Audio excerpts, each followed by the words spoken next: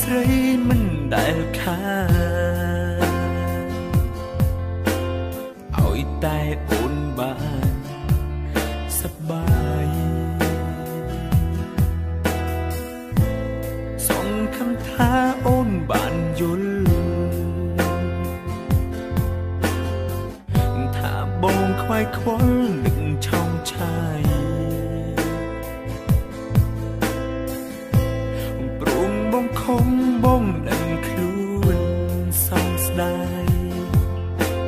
ប្រែងคล้ายទៅជាឃ្លៀបអូ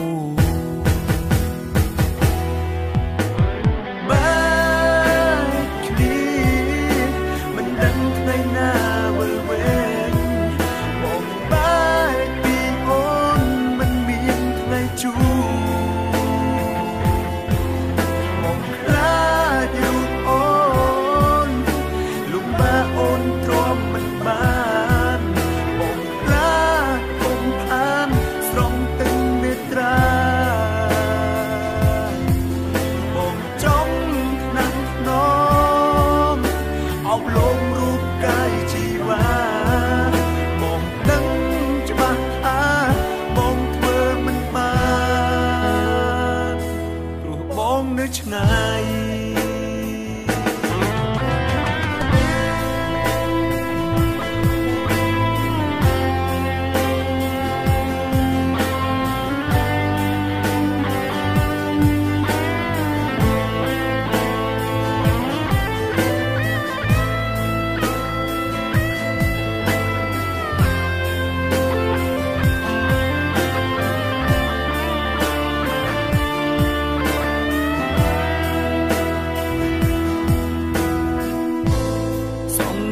ថាអូនបានយល់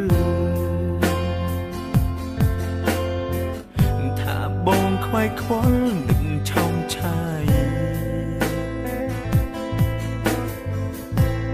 ព្រមបងខំបងដឹងខ្លួនសង្ស្ដាយ